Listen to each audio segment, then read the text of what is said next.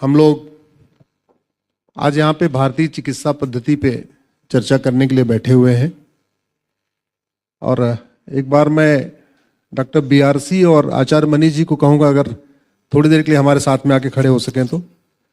Doctor विश्वरूप चौधरी जी अगर आप भी आ जाएं तो अच्छा रहेगा। आप भी आ जाइए सर, आप इधर आ जाइए। भारत का संविधान ये कहता है कि अब हम स्वतंत्र हो गए हैं, अब हम संप्रभु हो गए हैं, तो विदेशी शिक्षा बंद करो, भारतीय शिक्षा लागू करो।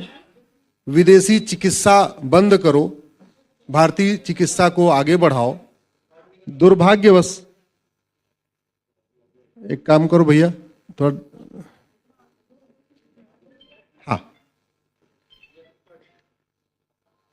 भारत का संविधान यह कहता है कि अब एक संप्रभु भारत बनाएंगे। सोवरेन शब्द आया है। सोवरेन का मतलब अब भारत में विदेशी नाम नहीं होगा, विदेशी रीति रिवाज नहीं होगा, विदेशी परंपरा नहीं होगी, विदेशी शिक्षा नहीं होगी, विदेशी चिकित्सा नहीं होगी, विदेशी पुलिस व्यवस्था नहीं होगी, विदेशी न्यायिक व्यवस्था नहीं होगी, विदेशी प्रशासनिक व्यवस्था नहीं होगी, विदेशी कर व्यवस्था नहीं होगी, बल्कि सब कुछ भारत का होगा। लेकिन आप इंडिया गेट के आसपास का चक्कर लगाइए, आपको बाबर रोड मिलेगा, तुगलक रोड मिलेगा, गोरी रोड मिलेगा, गजनी रोड मिलेगा, लोधी रोड मिलेगा, शेरशाह रोड मिलेगा, सारे रोड मिल जाएंगे। लेकिन जिसके कारण भारत में दैहिक दैविक भौतिक तापा, राम राज नहीं काहू ही व्यापा। भारत में लोग सब नर करहीं परस्पर प्रीति, चलहीं स्वधर्म निरश्रुत नीति। लोगों को किसी तरीके का कष्ट था ही नहीं, सब लोग स्वस्थ थे, सब सुंदर थे, सब साक्षर थे, सब समृद्ध थे। क्यों थे? क्योंकि अपनी भारत की चिकित्सा व्यवस्था थी, भारत की शिक्षा व्यवस्था थी। आज गुलामी की चिकित्सा व्यवस्था के कारण हम बहुत ज्यादा बीमार हैं। विदेशी चिकित्सा का नुकसान यह है कि आप एक बीमारी का इलाज कराते हैं, आपको 2 बीमारी बोनस में मिलती है। भारतीय चिकित्सा का लाभ यह है, आप एक बीमारी का इलाज कराते हैं, 2 बीमारी आपकी बोनस में ठीक हो जाती है। आप विदेशी डायबिटीज को विदेशी चिकित्सा से ठीक करते हैं तो आपको साथ में किडनी फेल भी होती है, तो आप डायबिटीज ठीक होगी नहीं, परमानेंट तो ठीक नहीं होगी। हाँ, किडनी की दवाई अलग से शुरू हो जाएगी। आप भारतीय चिकित्सा में कराएंगे, डायबिटीज का इलाज कराएंगे, हो सकता है कि आपकी आंख की रोशनी भी बढ़ जाए, हो सकता है आपका मोटापा भी कम हो जाए, हो सकता है आपका कोलेस्ट्रॉल भी कम हो जाए, और हो सकता है 2-4 अनिद्रा की बीमारी हो, ठीक से नींद नहीं आ रही, वो भी ठीक हो जाएगी। ये फायदा है। इंडिया गेट के चारों तरफ मैं तो निवेदन करूंगा सरकार से, ये गजनी गोरी रोड हटाइए, उसकी जगह आप चरक मार्ग, सुश्रुत मार्ग, वाघभट्ट मार्ग, आचार्य सारंगधर मार्ग, आचार्य माधवकर मार्ग धर करिए। ये हमारे महापुरुष हैं। और कितनी दुख की बात है कि भारत की चिकित्सा में जो विदेशी दवाइयों पे कोर्स करते हैं उनको डॉक्टर माना जाता है, जो भारत की चिकित्सा का कोर्स करते हैं यानी आयुर्वेद का कोर्स करते हैं उनको 2nd क्लास डॉक्टर माना जाता है। 1st क्लास डॉक्टर MBBS और BA-MS 2nd क्लास डॉक्टर। जो विदेशी दवा लिखे वो अच्छा डॉक्टर, वो मेडिकल ऑफिसर। और जो आयुर्वेद की बात करें वो मतलब हद हो गई है। गुलामी का नाम, गुलामी की निशानी, ये गुलामी की मानसिकता खत्म नहीं हो रही है। इसलिए, और अभी मैं ड्रग एंड कॉस्मेटिक एक्ट देख रहा था 1954 का, कितने प्लान्ड वे में भारत की चिकित्सा व्यवस्था को खत्म करने की साजिश हुई है। मैं बार बार रिपीट करता हूं, जो काम मुगलों ने तलवार के दम पे किया था वही काम अंग्रेजों ने कानून बना के किया था, और वही काम हमारे 1947 के बाद वाले अंग्रेजों ने भी यही किया।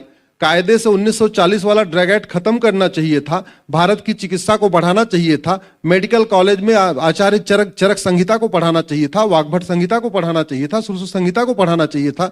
उसको बजाय 1954 में कानून बना दिया। और क्या कह रहे हैं कि आपके संहिता में भले लिखा हुआ कि आप कैंसर का इलाज कर सकते हैं, मोतियाबिंद का इलाज कर सकते हैं, डायबिटीज का इलाज कर सकते हैं, बुखार का इलाज कर सकते हैं, मिर्गी का इलाज कर सकते हैं, आप हार्ट की बीमारी ठीक कर सकते हैं, मोटापा ठीक कर सकते हैं, लकवा ठीक कर सकते हैं, निमोनिया ठीक कर सकते हैं, टाइफाइड ठीक कर सकते हैं, बाझपन नपुंसकता भी ठीक कर सकते हैं।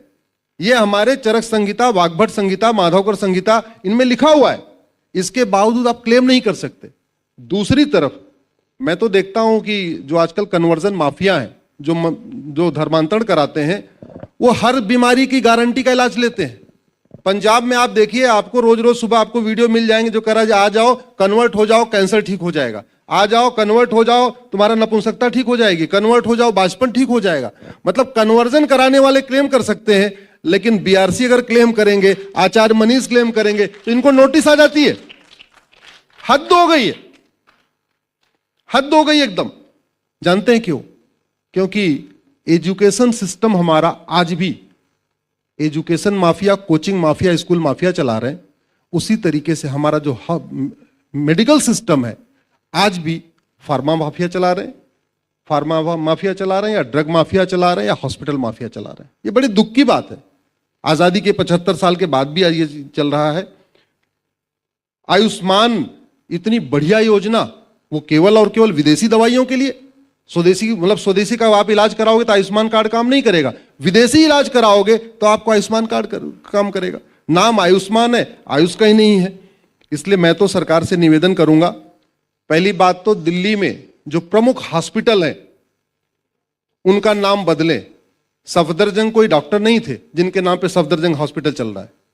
कायदे से दिल्ली के जो प्रमुख हॉस्पिटल हैं उनका नाम आचार्य चरक के नाम पे, आचार्य सुश्रुत के नाम पे, आचार्य वाग्भट के नाम पे, आचार्य सारंगधर के नाम पे, आचार्य माधवकर के नाम पे रखें। ये जो गुलामी की सड़कें चल रही हैं गुलामी के नाम पे, उनका नामकरण हटाएं। हमारे जो प्रमुख आचार्य थे, जो प्रमुख हमारे सुश्रुत और इस तरीके के हमारे जो चरक सुश्रुत वाग्भट थे, उनके नाम पे सड़कों का नामकरण करें। मैं सरकार से यह भी निवेदन करूंगा, एक व्यक्ति की जिसको हम बार बार भूल रहे हैं, जिन्होंने अलख जगाई, और मुझे पूरा भरोसा है फार्मा माफियाओं ने उनको मारा भी है। 30 नवंबर को जिसकी मृत्यु हो गई थी, हालांकि हम सबके दिल में आज भी रहते हैं, राजीव दीक्षित जी। राजीव दीक्षित जी के नाम पे दिल्ली में कम से कम एक सड़क का निर्माण होना चाहिए। और राजीव दीक्षित जी का 30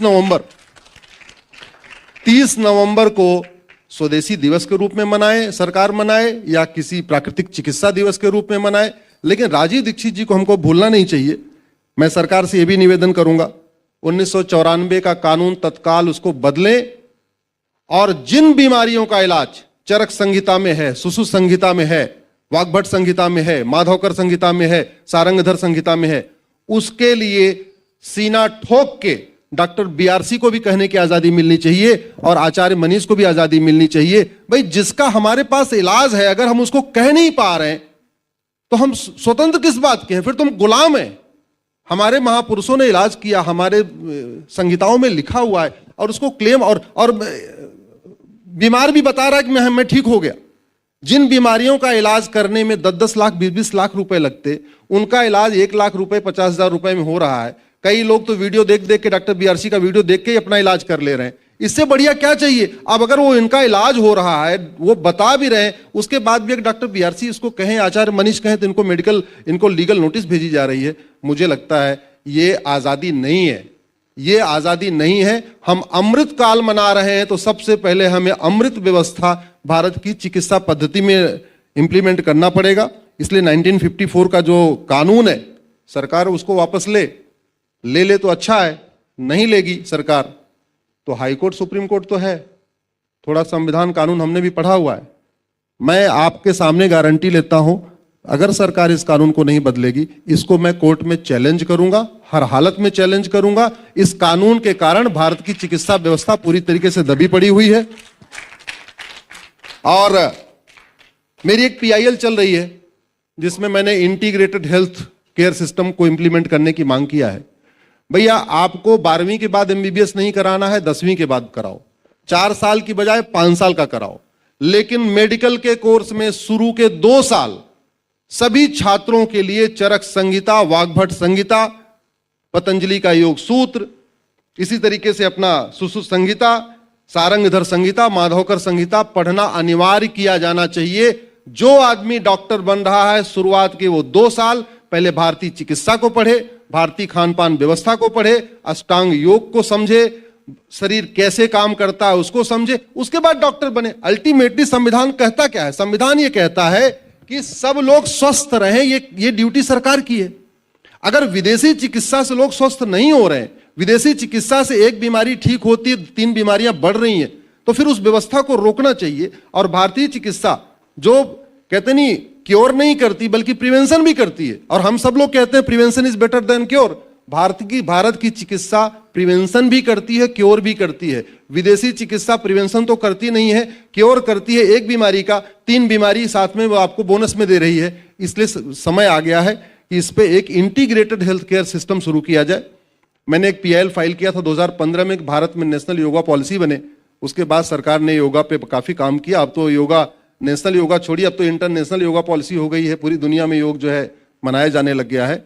योग, प्राकृतिक चिकित्सा, नेचुरोपैथी, आयुर्वेद, इसको मुझे लगता है घर घर पहुंचाने की ड्यूटी डॉक्टर BRC या आचार्य मनीष की नहीं, इसकी ड्यूटी सरकार की है। और सरकार और व्यक्ति और संस्था में स्पीड में बहुत अंतर होता है।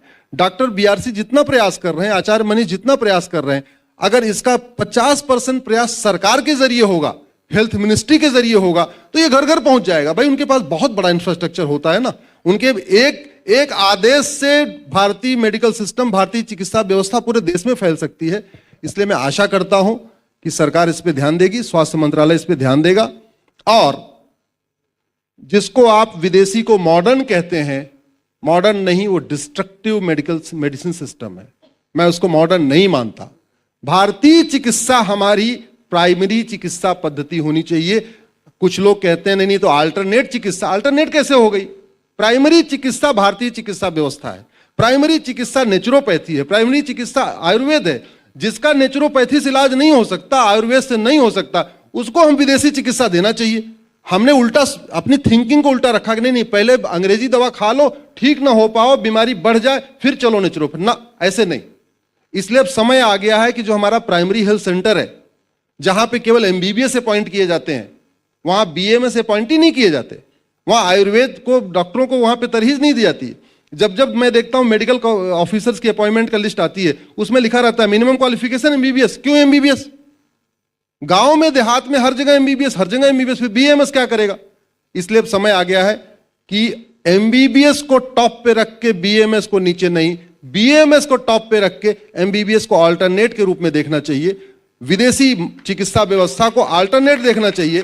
प्राइमरी चिकित्सा को, भारत की चिकित्सा को प्राइमरी पे रखना चाहिए।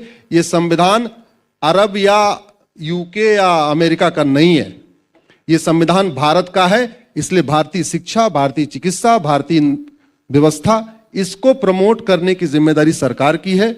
आप लोग जो काम कर रहे हैं, इनफैक्ट वो काम कर रहे हैं जो सरकार को करना चाहिए। आचार्य मनीष, डॉक्टर BRC, पूरी टीम, डॉक्टर सामने बैठे, आप लोग वो काम कर रहे हैं जो भारत के स्वास्थ्य मंत्रालय को करना चाहिए, उन्हीं की ड्यूटी है।